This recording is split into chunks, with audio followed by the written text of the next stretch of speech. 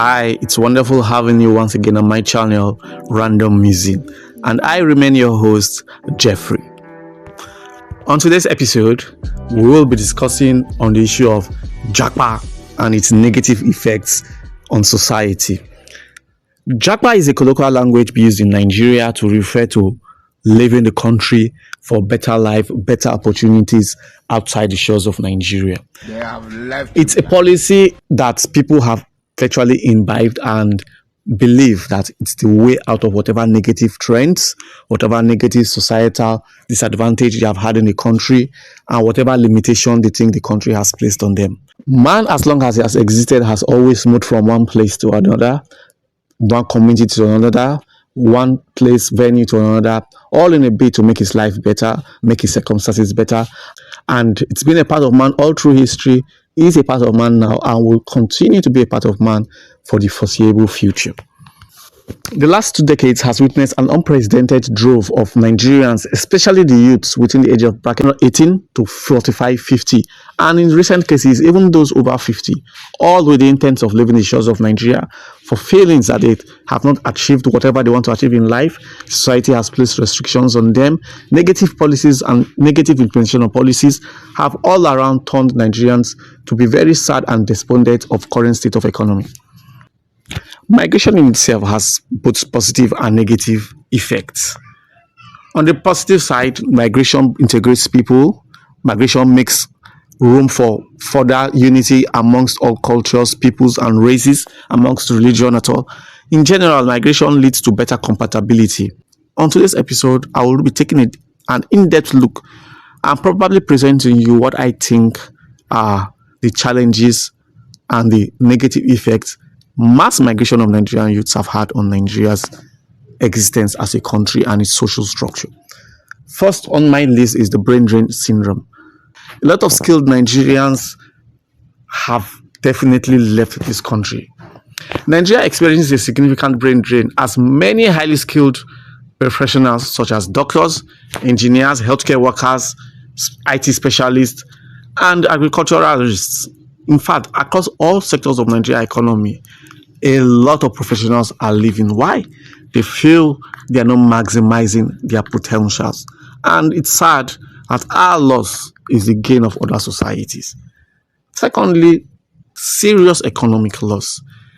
The exit of these highly skilled professionals, as a matter of fact, some of them have spent as much as 2 to 3 decades on their jobs and have gathered so much experience, have acquired so much skills and knowledge in their various professions. They all leave the country irrespective of whatever careers they felt they have built or whatever they felt they have achieved in the last 2 to 3 decades of their working and professional expertise application. And in the long run, we are losing our most highly skilled personnel. We have cases of professors who have been in the teaching profession for upwards of 25 years. We've had some consultants in the medical sector, some nurses, pharmacists, physiotherapists who have spent over 2 to 3 decades in their profession. The skills of this individual, just beyond basic textbook skills, practical skills of this individual are a very pivotal part of any country's development structure.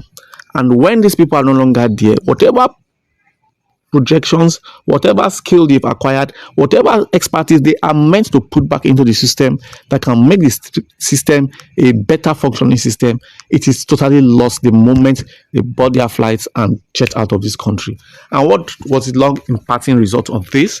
It leads to the country's stagnant development and total collapse of the healthcare sector, agricultural sector, economic sector, economic loss. The departure of highly skilled workers and the young people, by young people I mean those within the ages of 18 to 40, can lead to the very serious loss of human capital. Whether we like it or not, we are all witnessing this churning out in our country as we speak. The most potent part of a population are its youths. And in an era, in a time where most of the youths do not see any future, do not see any hope in this country, and have fixed their gaze on outside this country, It's so sad. It's so sad because even the youth around, the youth who have not left are not willing to maximize their potentials anymore. For they feel that whatever they put into the system does not reward them sufficiently. And we can't actually deny that. We have a lot of highly skilled professionals earning. In fact, as a matter of fact, the minimum wage of Nigeria it's so poor. We're talking about $30. Roughly 30, with the current state of things, we're talking of roughly $30. What can $30 do? What actually can $30 do? You do not expect someone who has gone to the university, who has acquired so much skill, who has worked for some years to be earning pittance. Yeah, and these people live, and it has a spiraling effect. The spiraling effect is that it creates a very serious loss of human capital and the disruption of potential contributors to the Nigerian economy living and losing total hope. In short, this can impede economic growth and development. Lastly, on my thought is the social disruption. A lot of people do not mention this particular fact. What I mean social disruption, mass migration puts strains on relationships. Relationship between parents and children, relationship between partners, and a higher percentage is between partners. We have instances of couples, one couple leave a better country to try to bring the other part of their family over, bring their wife's children over, or the wife's traveling and try to bring their husbands and kids over. And it's put so much strains financially, we work extra hours.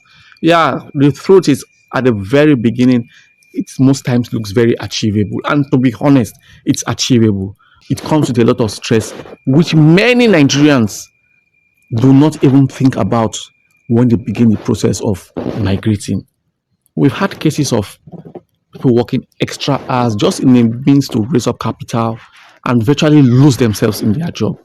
And it affects some of them, it affects their mental health, and some it creates wrong emotions that could sometimes lead to collapse in their healthcare generally. And sadly, very, very sadly, we've had cases of people migrating and on getting to those countries where they feel they are more developed, their partners in one way or the other begin to show their true colors. True colors. I'm not going to be specific on any gender as it applies to both genders, you understand, but a lot of people have had their marriages seriously strained after migrating. And at the end of it, trying to pursue economic goal, they lose families, they lose relationships. And from my own perspective, I stand corrected. I feel the collapse of any marriage has a lot of untold consequences. A lot. From my perspective, from the very few observations I have made of friends, relations who have had their marriages collapse, most times emotionally people never recover from it. No matter how nice their next partners could be, the desire to put in that very best they tried putting up in the failed relationship, whether we like it or not, there is a little bit of restriction.